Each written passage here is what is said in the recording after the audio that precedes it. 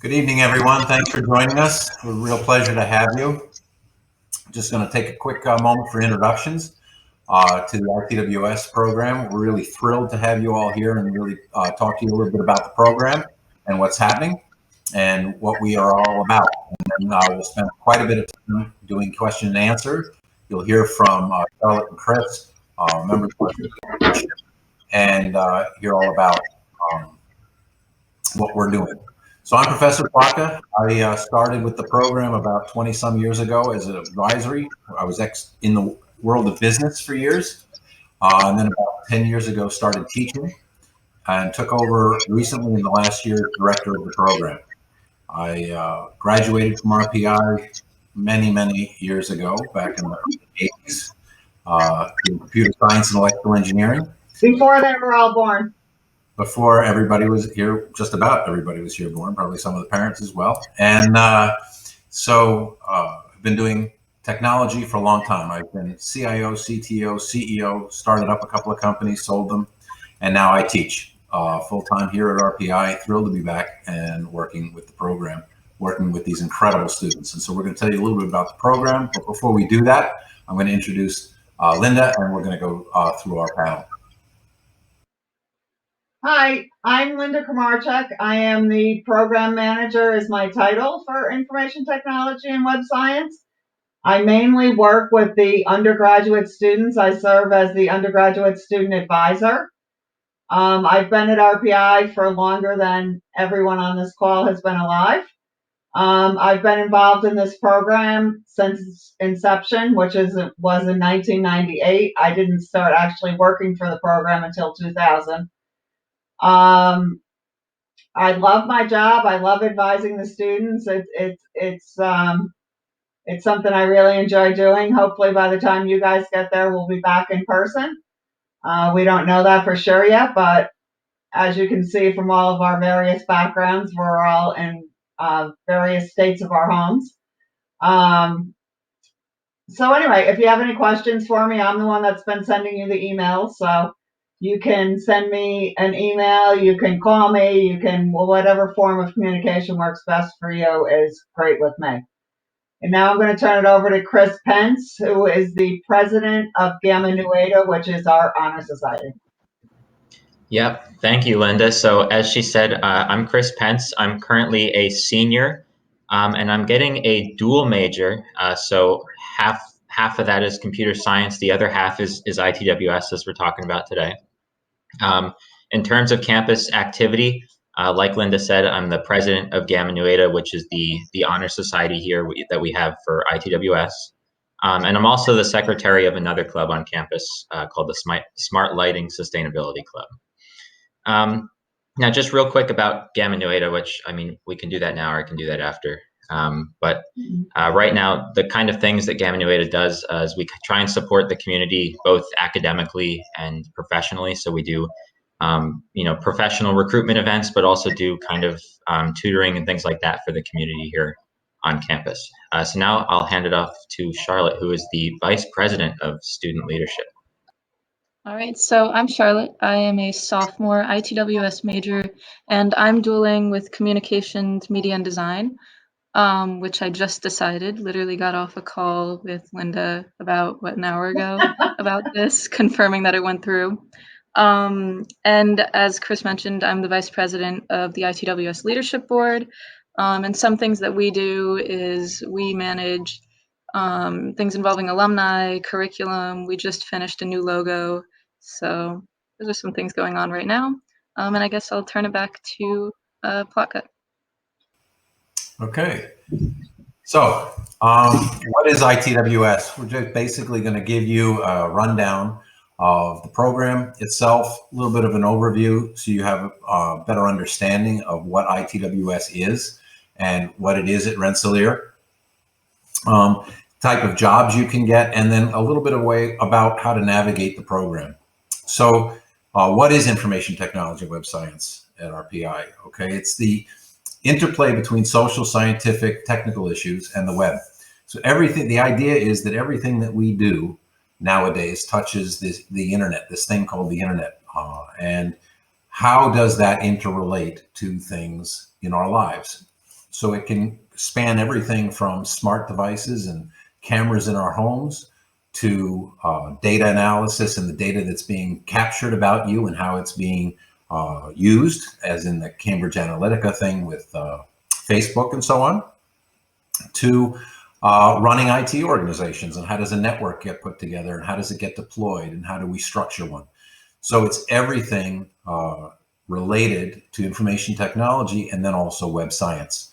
So how do people play a part in that? So human-computer interaction is a piece of that. How do computers play a part, and so on.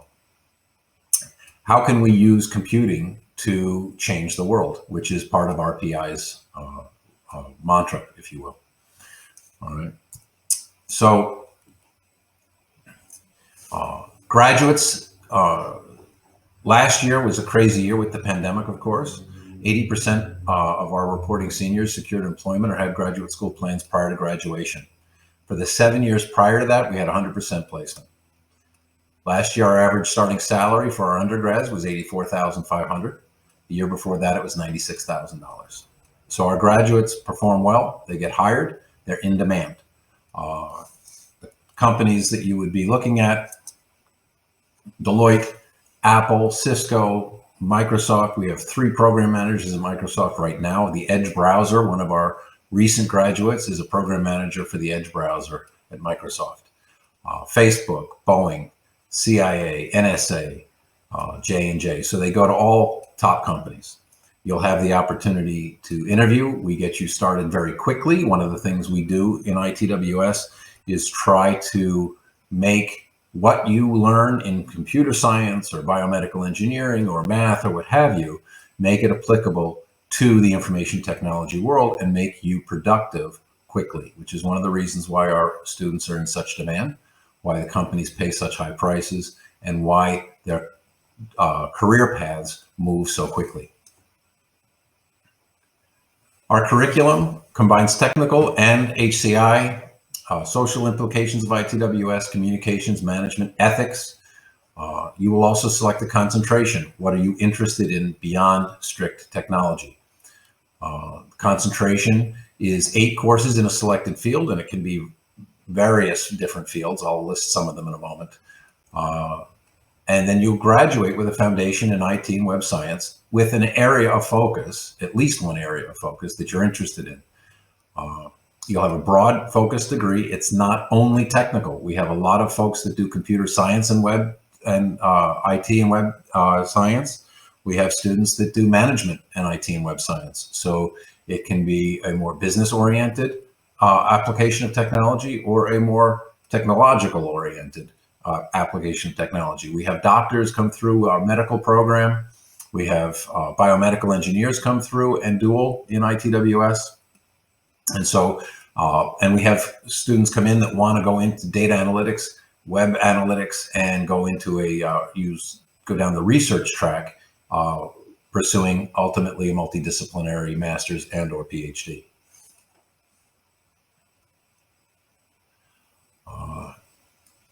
Some of the concentrations that we have, as you can see, they run the gamut from arts, pre-law, psychology, data science, economics, entrepreneurship, web technologies, and so on. Data analytics, data science are 2 big areas, information security, cybersecurity, other big areas that we have.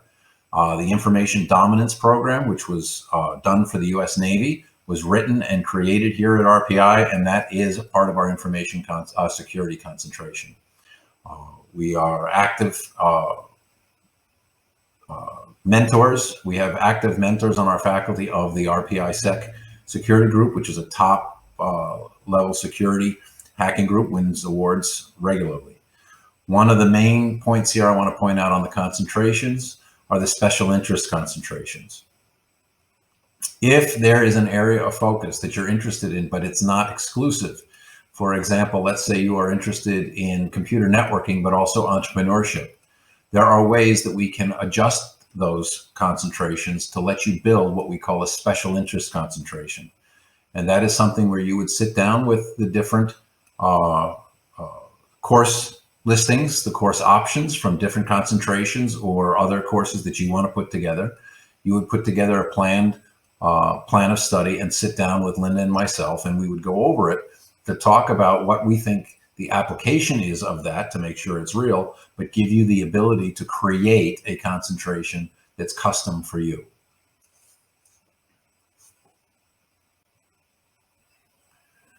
Some of our program strengths: College Choice rated us the #1 best undergraduate ITWS program in the US, and that was based on job performance, salary, and performance of positions that people held 5 and 10 years out of the program.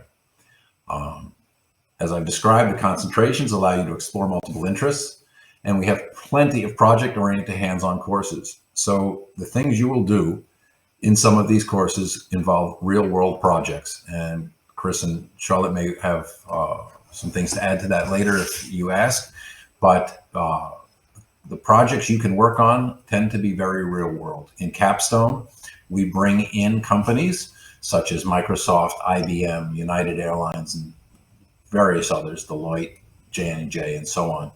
And they sponsor projects, and in a group of students in your Capstone class, you will work on a real world project, a prototype for a company. You will work with them, they sponsor it, they help guide it, and it is a very powerful course. We start group work very early. Your first semester as freshmen, you will be put into small groups with your cohort to be able to start to work with others and start to learn how to run projects in different roles. Sometimes you'll be the project manager, sometimes you'll be the liaison, sometimes you'll be the technical lead. And you'll have these different experiences starting very early. And that does a few things. One is it lets you teaches you how to work in groups, for one thing, and to be accountable for others in your group, which is another thing. But it also gives you the ability to explore different muscles, so to speak, and to meet and socialize with other folks in your cohort. It's been especially valuable during this time of remote learning, because we've had so many that have been isolated, obviously, because they're working from home or working from remote areas. And this allows you all to work together and meet each other and know each other, so that when we do get back in person, it won't be so strange. So you learn side by side. You'll learn from science, engineering, management, humanities faculty who are the experts in their fields. All of us have had, in the IT group, have had jobs or have pursued PhDs in our areas of focus. Students, professors, I should say, faculty in the other disciplines also come from similar backgrounds. The small class sizes help for interactivity. We know who all of you are. That's a good and a bad thing, maybe, but we know who you are by name. We talk to you. We understand what's going on. We hold town halls on a regular basis to see how everybody's doing. When we're in person, we have a lab that everybody goes and socializes in, talks to each other. Tutoring gets run there. Lots of different conversations. You see Linda, you see myself. We're right outside the lab. And we tend to be a very involved community at RPI. Active student leadership, as you can hear, and many opportunities for co-ops and internships. Our students are in very high demand. And that's mostly what I have to talk about the program. There's some contact information here. Feel free to take my email and Linda's email and contact us as you have any questions or anything like that. With that, I'm going to invite everyone to come back on, and we'll take some questions and answer anything we can for you. But thank you. We're really excited to have you come back in the fall. Those of you who haven't decided, hopefully we can answer some questions and get you excited about our program, because we love it. Okay. Are there any questions out there? Okay. I see 2 so far. Do you have any courses for cryptanalysis or cryptography? So we do. I We don't know have the answer to courses that, but- in, we have modern binary exploitation. There are other courses that are cross-listed that we have in other areas. And then there are some self-driven courses. We also have some ISSL certification courses in development.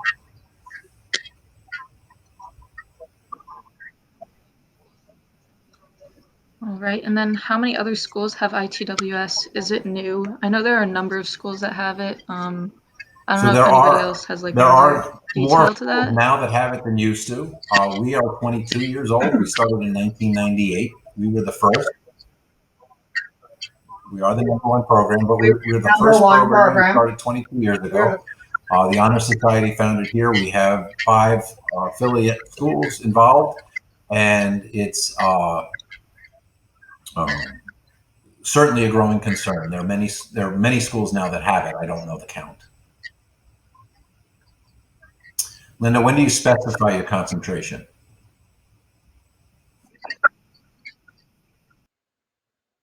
You specify your you don't, like Charlotte is just, today we were just talking about her concentration. In fact, I was going to ask her to say a few words about it because she's actually doing a special interest concentration. Charlotte, would you care to share what you're going to do? Yeah, sure. So, I guess I'll start by saying that I legitimately came into RPI thinking I would go into the information security concentration, which was only a year ago or a year and a half ago.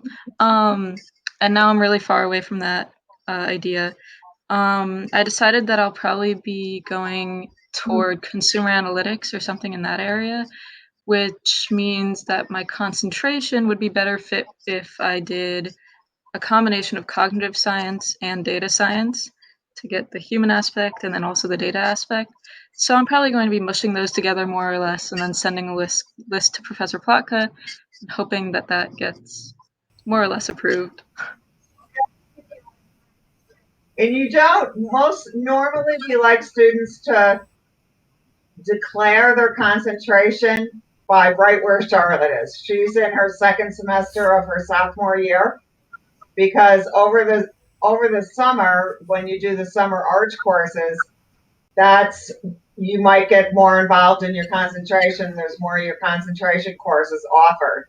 So that's technically the beginning of your junior year. So normally, sometime during your sophomore year, we ask you to declare your concentration. Chris, do you want to take the question about how much overlap is there between IT and computer science? Yeah. So I am, as I said at the beginning, doing a dual major with ITWS and computer science. And what I was kind of grabbing there was kind of the spreadsheet that I have that Linda, I think, probably put together one many years ago. But in terms of how much overlap that there actually is, there's a decent amount. You can absolutely do the dual degree if that's what you're interested in. So you wrote there, Chase, double major, which is a slightly different thing. I'm doing a dual, which Yeah, I honestly can't remember the difference now that I'm 4 years in. I'll tell you the difference. The Okay. difference is a dual major is where you have to fulfill the requirements for both majors. A double major is where you have to do an extra 30 credits. And anybody that I know in academics would say, unless you have a lot of credits you're bringing in with you, if you're going to and do that an is extra 30 generally what credits, we would get your tell you. master's. So RPI has this opportunity for a dual, which is where we let you use courses, the core courses that are the same for both, for effectively both degrees. A double major is where you go through the process twice and get 2 physical pieces of paper at the end, but you take 30 credits to do it. Whereas a dual is effectively the same 2 degrees, but it's on 1 piece of paper. And it costs you 30 credits less. And if you want to spend that extra time, we recommend the 5-year master's program because any financial aid that you have all stays intact for that 5 years. So it tends to be a very strong way to get a dual degree and a master's for the same effort.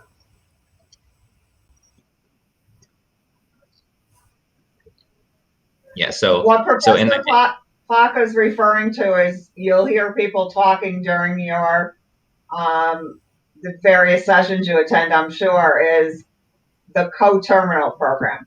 And that's the 5-year program to get your master's in 5 years. Sometimes 4.5. It all depends on your credit load, but And I'm going to answer the a question maximum here time is 5 about years. is ITWS a good fit for someone who's super interested in emerging tech but doesn't want to spend the rest of their life coding in front of a computer? You see Charlotte nodding her head. You see Chris smiling. This is one of the things address very early on. Yes, that is exactly what ITWS is about. You are not expected in ITWS, unless you wish to become a strong technologist or a strong business person. You will be both. You will be strong in both, but you will not have to go all the way down one path or the other. So you will understand technology, you will understand business, and you will be able to speak both languages in whatever company you go to, which is why so many of our graduates go on to be program managers, CIOs, CTOs very quickly as compared to their counterparts in other disciplines, because you'll have some computer science knowledge, you'll have some computer engineering knowledge, maybe you'll have marketing knowledge, as Charlotte's talking about. You'll have a lot of these other knowledge skill sets, but you'll also understand how to do a cost benefit analysis, how to read a balance sheet, and be able to understand why you're doing some of these things. So it helps you sit in between the business and the technology, and so it's a perfect place to be for emerging technologies. I think the way I think about it for myself is that I want the technical skill set, but I don't want a job in the technical skill set. So, like, I want the background, Exactly. but I might not So want to you do it. understand the technology, you understand how it's being spoken to and how it may be able to be or should be able to be applied, but you don't have to do it yourself. You know, I jokingly say that, but not really jokingly, but what I say basically is that in ITWS, we're teaching you how to manage all of the resources that are developed in management and in the science and engineering disciplines. So you may be a computer science developing the new technology. You may be a business person getting the financing for this new idea, but it's somebody from ITWS that's running the ship. And that's really how it tends to work.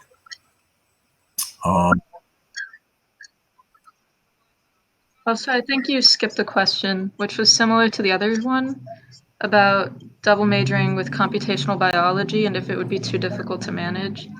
Should we assume that they might have So I'll meant dual speak to that majoring? exactly along those same lines. So double majoring is going to be an effort no matter who you are, because you're doing all those extra credits. A double major. A dual is going to be simpler. If you're taking things like computational biology, for example, there's a lot of math there. There's some biology and science there. Many of those things will overlap. I don't know them specifically. That's something Linda would sit down with you, or I would sit down with you, and we'd go over together. But it is doable. Is there as much overlap as there might be in computer science or computer engineering? Probably not. But is it so much that it's restrictive? Also probably not. Remember, our concentrations have 8 courses in them. And so when you're doing a dual, some of those concentration courses may fit over into those areas. So it's doable.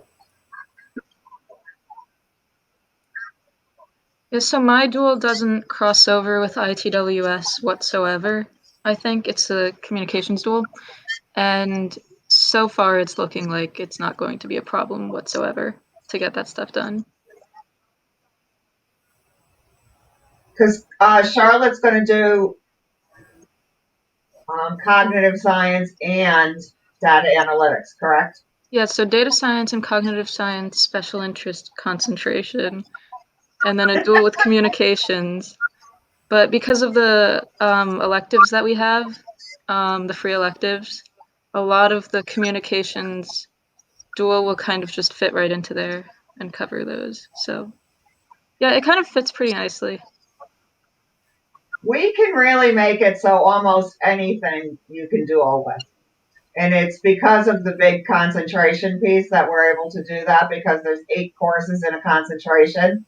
And so if we start working with you early enough, which like in Charlotte's case, we're early enough, she's a sophomore, then we have time to work out your plan of study. So almost anything is possible as far as doing a dual.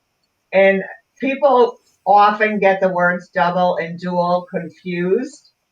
The truth of the matter is employers have no idea what the difference is. So if you put on your resume that you're a dual major, they don't know whether that means dual or double. So there's a lot of reasons we don't advise you to get a double major. And you're not sacrificing anything about why in you the wouldn't want degree. to get one. So the difference, for example, if you do a dual in computer science and electrical engineering, you're going to get whatever you decide your primary, let's say computer science. You will get a Bachelor of Science in Computer Science with a dual in electrical engineering. You won't get a BS and a BE technically because you won't get the 2 degrees, but that means nothing in the sense that you will have all of this coursework that meets the requirements for either of those degrees. So they are full degrees. It's just you're not doing it by taking the same courses or similar courses twice, for example.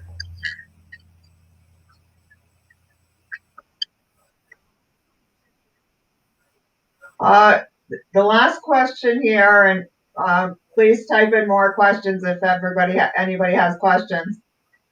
Can you please explain a little more about the difference between the ITWS major and the CS major and the computer engineering? There are some overlap courses. You will take Introduction to Computer Science. You'll take data structures.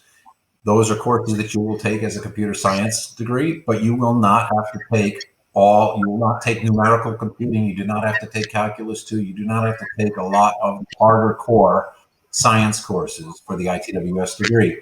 Similarly, for computer engineering, there are some courses that are overlap, but most are not. There are a couple, and they're very complementary because data analytics can utilize computer science ideas and things like that, but they are not all required. So they are not. So there is overlap. They are absolutely related because the internet is built off of computer science and computer engineering disciplines and technologies, but they are separate degrees, and there is some overlap, but not a ton.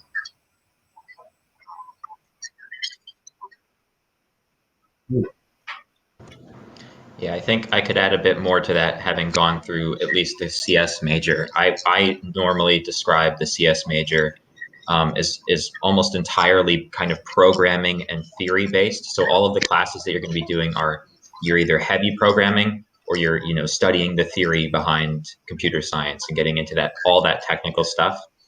Whereas ITWS is kind of pretty evenly split, and I think Professor Plaka put it pretty well earlier when he said, you're kind of looking at this. You gain the background in a lot of those skills, but you don't necessarily need to be super competent in them, and you don't need to actually be doing them all the time. But you gain that background, and then you learn to apply it to the real world.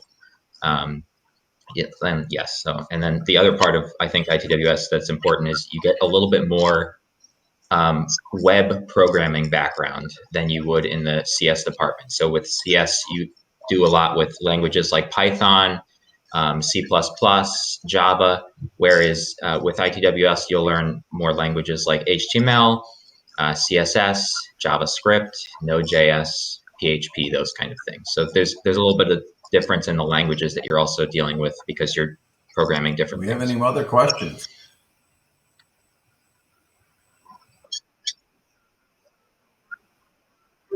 Are there any circumstances where you would have an advantage when you select a double major over a dual major, or is it always better to select? I do not know of a single case where a double major makes any sense, to be honest. In all my years of advising, I've been advising ITWS students now for over 20 years. In all my years of advising, I have only had one student do a double. And it was back in the days before you were limited about the number of transfer and AP credits you can bring in. Now you're limited to 32, but you never used to be before, where the student had so many extra credits that he could just do the double. He didn't really have to do anything extra. Everybody else that I know of that I've advised have done a dual. Like Professor Plaka, I know of no reason why you would want to do a double. The only difference, besides that you have to do 30 extra credits, is you get a diploma for each. And when you do a dual, you get one diploma, and both majors are listed on it. But the truth of the matter is, whoever sees your diploma, nobody really, unless you hang them in your office, and then it's only people you have in your office. And it is 2 degrees. So I would say there's no ifs, ands, or buts. It's 2 degrees. It's just not structured traditionally, and it's a feature that we have at RPI, and it's a great opportunity for folks. I wish it had existed when I was here. It would have saved me about 40 extra credits, but that's another long story. So there was a question here about 5-year master's degree change the type of position. So the average starting salary, I don't have the numbers for last year, the difference from last year, but the average starting salary between a 5-year master's ITWS student and an undergrad ITWS student is between 20 and 30% increase. And the overall package is much bigger than that. We have students that get jobs in $120,000 range with their master's program with $100,000 sign-on packages and stock packages and things like that from all the top companies. There is a big advantage to the 5-year master's program, certainly out of ITWS. I can't speak to the numbers for the other programs. I would ask them, but that's generally what we're looking at.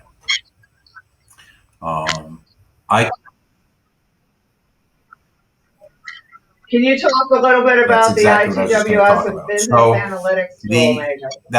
It is a great opportunity to do business and the ITWS. We have concentrations that overlap some of that to a certain extent with the data analytics and so on, but it is also very complementary. There are things in the business and the business analytics major that are very intriguing and interesting, and ITWS works very well with that. And we work very closely with those teams. In fact, some of those courses that you would take are taught by our faculty and vice versa.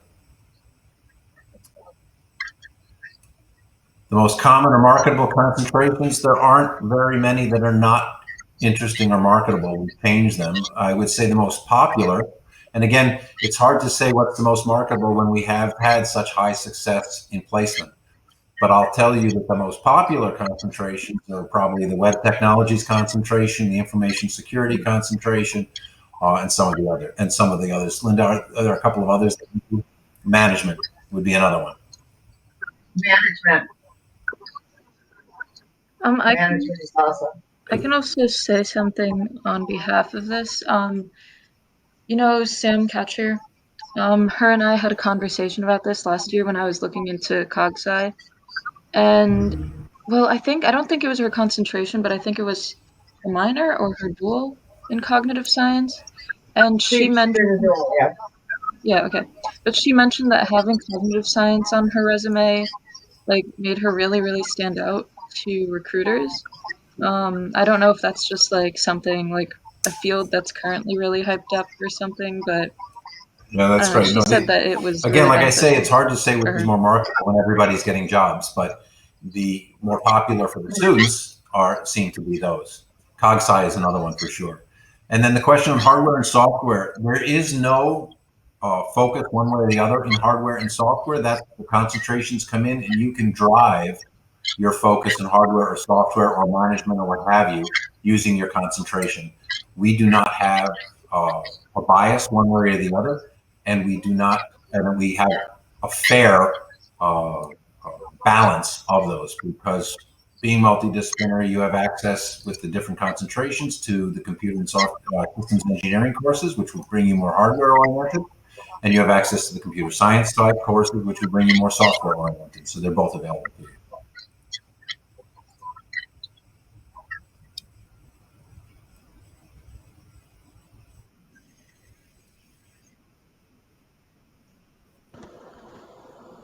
I would just quickly add to the question about the most marketable concentrations is that, you know, it's kind of, if you think about the way the world is moving, where, you know, almost every field that you go into, like, you know, if you walk into a hospital, there's so much technology that's surrounding you, and you know, all of them are really just marketable because technology is everywhere, and there are people who the world needs people who have the technological background, but who also know how to actually deploy it in the real world.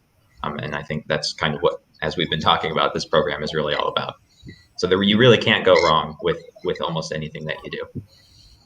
The thing that's most marketable is, as Professor Plaka and Chris have just said, is the overarching degree of IT.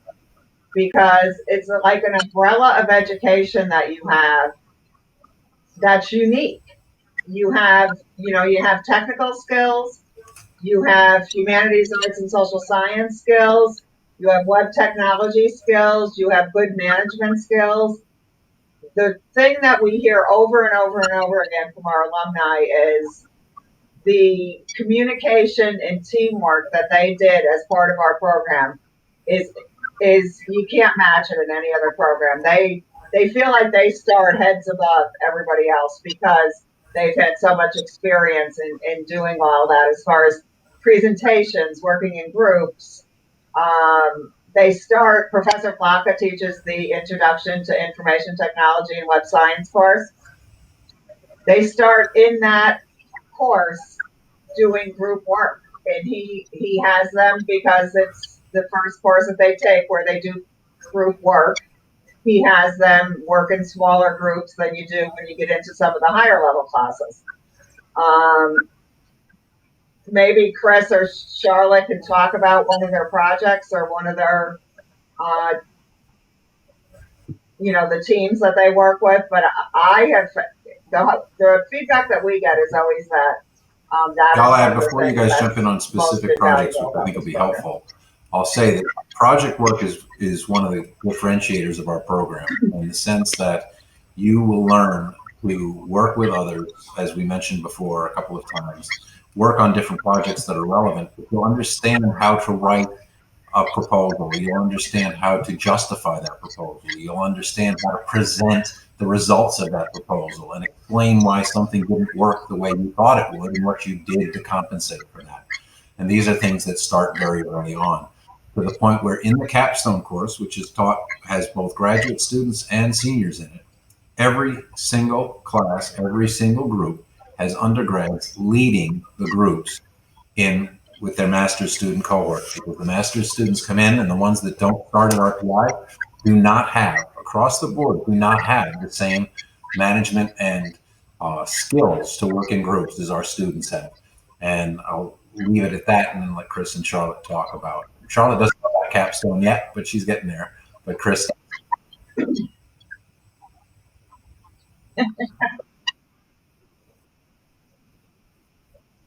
Charlotte, if you want to, if I can go first if you want about capstone, but I think so. The capstone project that I worked on, which was last semester in the fall. So my team, we worked with Johnson and Johnson to build kind of a data model for them, which was a really cool project. And so we actually got to interact, with people from Johnson and Johnson. And so I think, yeah, in the 5 core ITWS courses that you have to kind of go through no matter what. I think all 5 of those courses have a group project that kind of keep building up to this point.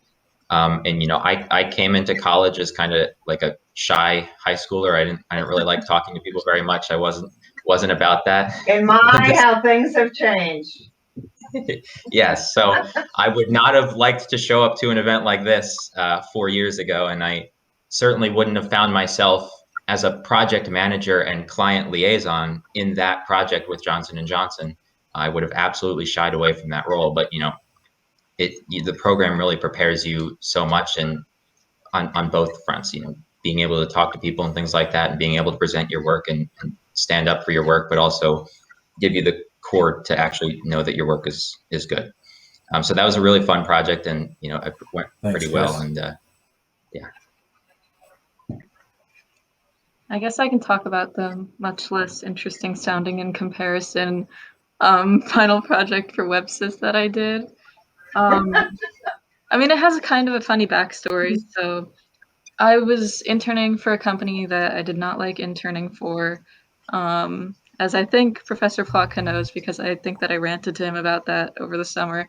But so I was working for a marketing team for a company, doing a lot of spreadsheet work because we were working on this top 100 salespeople list, right? Which means that you have to find about 1,000 salespeople and then pick the best 100. So I had a spreadsheet of 1,000 salespeople and all of their information that I had to manually scrape off of LinkedIn and the rest of the internet. So it was the worst thing ever. I hated every bit of it, hated every minute of it. But that then wound up turning into my WebSys project for the end of last semester. Believe it or not, a LinkedIn scraping tool doesn't exist. It does exist on GitHub, which is kind of how we built our tool, but it doesn't exist because those amount of requests to LinkedIn would probably be a little bit legally wishy-washy. So an actual website that scrapes LinkedIn doesn't exist. So a lot of marketers and salespeople have to do all of this research and make all these spreadsheets manually. So my group built a front end that takes in, I think, the LinkedIn URL of any people that you want to search, and then it takes in what information you want to get on them, and then it builds a spreadsheet. So, you take my 5 months of pain and turn it into like 10 minutes of this program running. And yeah, so that's what we did. That's pretty much it. I would have given it to my company, but I didn't like them that much. But you could and sell it to legally questionable.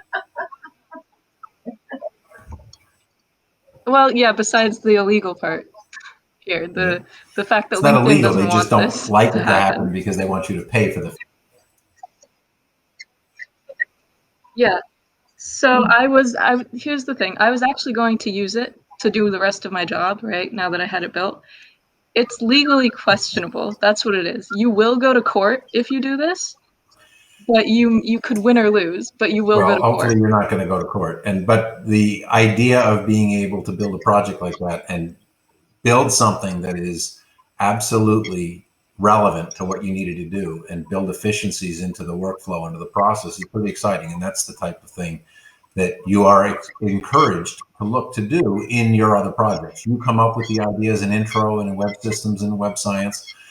You can carry those forward, and some projects can even be carried forward into Arcos and other groups that are on the campus, and even through the entrepreneur program, where some of our projects have gone forward and gotten seed funding to actually get money to be developed.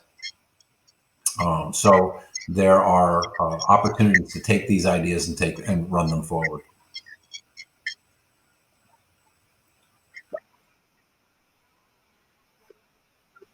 We have a question here. If you have a lot of experience or credits in CS classes already, does RPI allow you to start at a higher level classes, or is everyone required to start in introductory courses? Oh, okay. I can also jump in on that one. I thought Chris might be able to. Go ahead, Chris. Yeah. So yes, the answer is yes. I don't think you can skip data structures. I don't think they would allow you to do that. But basically, the classes go. You take Intro to Computer Science, or CS1, and then data structures. So if you have, I don't remember what the cutoff is on the APCS exam, but if you meet the requirements for that, you can skip the introductory class and go straight to data structures. You do not have to have AP credit. Yes, but also experience, if you can validate your kind of experience that you have, I'm pretty sure they allow you to do that too, right? Yeah. Okay, so yes. So it's either you can get the AP credit, or if you've got a ton of experience and you can show them that, then they'll let you skip right to data structures, which is what I did.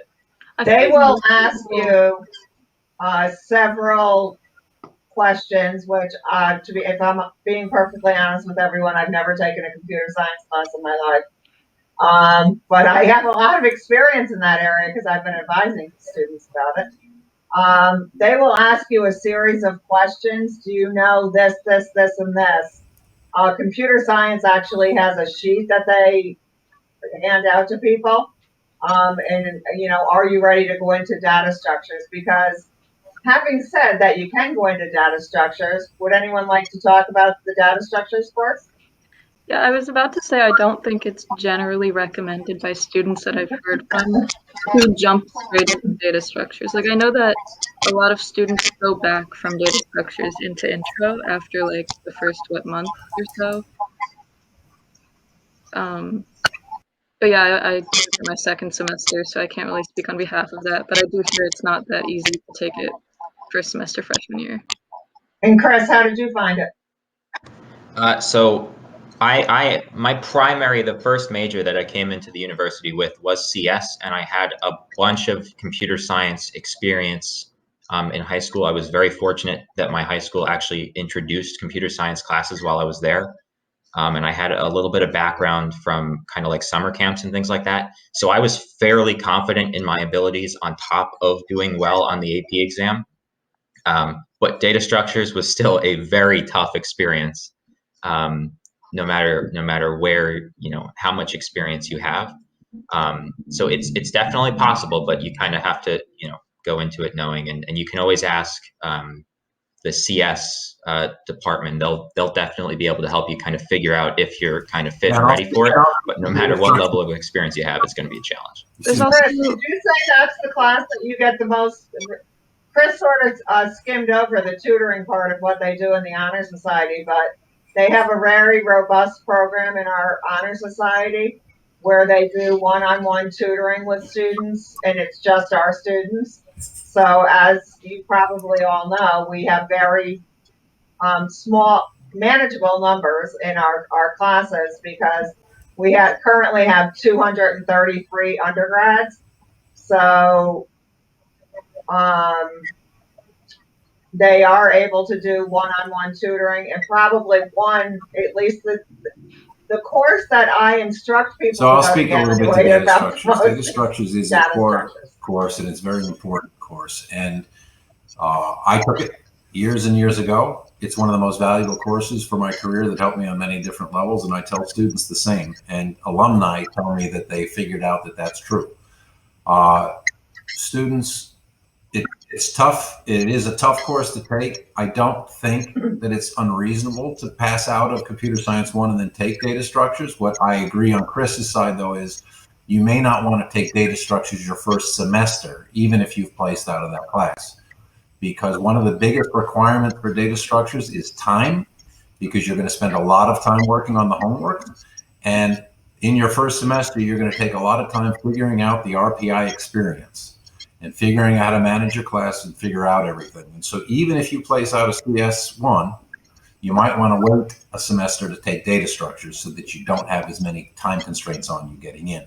But that's all stuff that you'll work out with your advisor, whether it's Linda or myself or folks in the computer science department, talking about what you can place out of and then what you should place out of.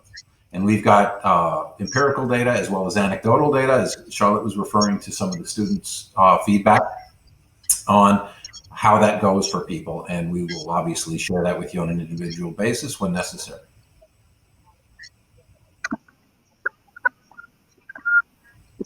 Now, something you should place out of if you can is math, in my opinion. I have not taken a single math class in college, and that has been just wonderful. It's been great. Except now I have to go back and take physics because I put it off, and I honestly could not tell you the first thing about algebra even at this point. But that's not I'm saying you won't be doing algebra. Yeah, there is calculus in physics. Oh no, I know. It's funny because I took physics C in high school, and like I don't think I could do like a single bit of it at this point. But in terms of data structures, again, I'm not speaking from my own personal experience, but from other people. Your first semester is also the semester that you're going to want to make friends, and that you probably, kind of have to make friends. And I've heard a lot of people say that that's kind of put a little bit of a damper on that for them first semester. And then also, this might be rumored. I'm now spreading a possible rumor, but the first semester of data structures is rumored to be harder than the second semester because I think there's a different professor, and I think that there's like a higher expectation because you have all these kids who are, I don't know, supposedly doing better rather than it just being the general population. So some other things to keep in mind if you're considering that. All right, so I'll jump back in just here so we don't scare everybody away. As Professor Plaka was saying, data structures is absolutely one of the most important classes you take, whether you're a CS student and even as an ITWS student, talking about like getting that firm background in technology, that's the class that'll absolutely do it. But just also from a personal perspective, of all the CS courses I've taken, it was absolutely my favorite one. It was definitely a challenge, but it was my favorite, and I absolutely enjoyed it. And I did take it first semester that I was here. And I could talk about that if you want, but It does make you feel kind of good about yourself. Why don't you talk about it a little bit? Did it interfere with you? Well, you were talking about how quiet you were when you first came in. well, yeah, I didn't really have many friends for a lot of other reasons, but I've absolutely come to have a lot more friends now. But it definitely was a lot of work, and the transition for me was definitely a bit of a struggle. And it wasn't really, as I was saying, I felt pretty confident in my computer science abilities, but it was definitely kind of the time management. So my grades in data structures were really good, but I kind of had to, I kind of put off a little bit of work in another class to kind of make that possible. Whereas I wouldn't have had to do that potentially second semester.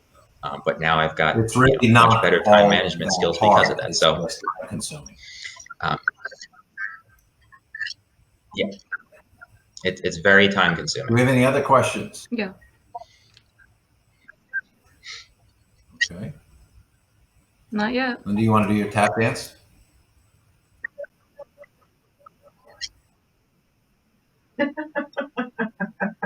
No, thank you. As you can tell, Professor Flocka thinks he's quite the joker. I can, while we're waiting, and I can quickly mention great. Yeah, please, Chris. some of the other stuff that Gamma Nu Eta does in more detail if you want. So one of the big things that we do that everybody loves, including the companies, is every fall we have what we call the company expose, which is basically like a fun ITWS only career fair kind of thing. So keyword here is fun. Students get to interact with company recruiters the night before the career fair, playing fun games and getting to know each other. Basically all of the companies that were on that slide earlier, and you kind of get to take the nerves away from the career fair the next day. So it's a super fantastic thing that only ITWS students get to be involved in. And everybody has a great time. It's so Yes. interesting. Professor Flocka and I have gone to them just as spectators mostly. And it's very, very fun to even just go and watch because they do all of these different activities with the companies, and it's they're goofy things, but it's a good way to really get to know somebody. Nobody can bring resumes or anything like that, so there's none of the formality that there is the next day at the career fair. But it's also, it would be after having an informal conversation with somebody, then the next day you walk up to them at the career fair, and it's much easier to start up a conversation if you've just built a spaghetti tower with them. Yes. It's a lot of icebreaker games to kind of break the nerves, but you also just get to meet these people, meet the recruiters, and learn a little bit more about the companies through informal conversation. Math and physics are requirement. Do you want to talk about the requirements? I see we did get one more question though down there.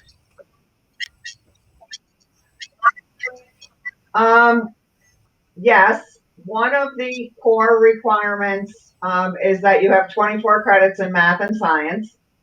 In the IT program, we require that you have 8 credits of math. We require that you have computer science 1 and data structures.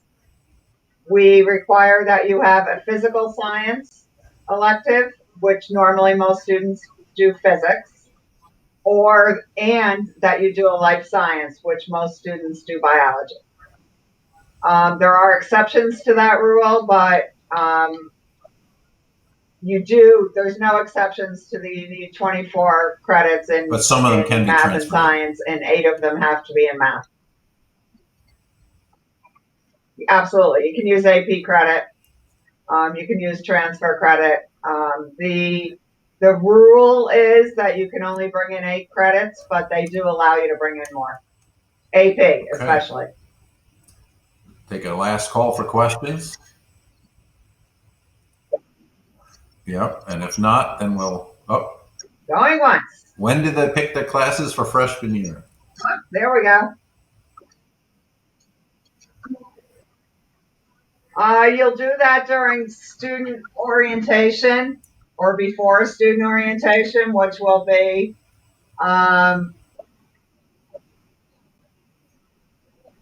which will be during the summer. I was just in a meeting today where we were talking, they don't have the date set this year for student orientation, but you do it online. Once you accept that you're coming to RPI and choose your major, you're assigned someone like myself and Professor Plaka, if you choose ITWS to be your advisors. We guide you through You'll the also be process of assigned a choosing mentor classes for your from freshman year. ITWS to help you through your first year experience and your experience throughout. There you go, Chris. Now I'm interested in the answer to the next question. Yes. So part of it, like I said earlier, was that I was fairly shy. I was a shy person. I also, one big thing that I did not do, but that I highly recommend that you do, if wherever you go to school. I know many of you are, early decisions, so you committee here, but is to go to the club fair and kind of interact with them there and join, a club or something there. I did not do that, which was a mistake. I also had some other personal things coming in from high school that kind of held me back a little bit. Nothing to do with RPI. It was absolutely all my fault as the reasons why I did not have friends. I know tons of people who met kind of their very close friend groups first semester. For me, it was that I was shy and I didn't take advantage of those opportunities when they came up, which I've now kind of learned to do. Charlotte, what Hopefully would you that say? Because answers. Charlotte is the opposite. Yeah, so I'm extremely extroverted. And I made friends my freshman year. It's really easy to make friends usually because everybody's looking for a friend. So you can walk up to anybody because, nobody has their groups yet. So you can just walk up to anybody and befriend them. I decided to do that by knocking on everybody's door on my on my hall. And that worked pretty well. And now I'm rooming with 3 of them. So yeah, I don't know, just put yourself out there and it'll be fine. They'll either hate you or love you. Like that's that's the Is worst it that fair can to say happen. that This is ITWS everything allows in more life. flexibility to take classes as your interests develop versus a CS or CE major? Well, I certainly think so. Our concentrations are pretty unique in the sense that you are able to adjust. And as you hear Charlotte talking, she came in with one perspective and has taken a left turn or a right turn and change things around. And it's not going to impact her graduation in any way, but it's allowing her to be more allowing the flexibility that's built into the program allows her to make changes along with her interests. Are there any proficiency requests or prerequisites for certain? Like, do you need at least a certain amount of math credits in order to take computer programming? No, not like that. There are courses that are prerequisites for others. So you must take web systems before you take web science, for example. You must take MITRE before you take capstone, for example. MITRE is And managing so there IT are, resources. you're going It's to one of take, our core courses. exaggerate the point exclusively, you've got to take Calc 1 before you take Calc 2. But but it's not credit based, it's content based. So if the second course builds on the content from the first course, then you must take them in order. If they're just related, generally they're at most a co-rep, but oftentimes they're not related.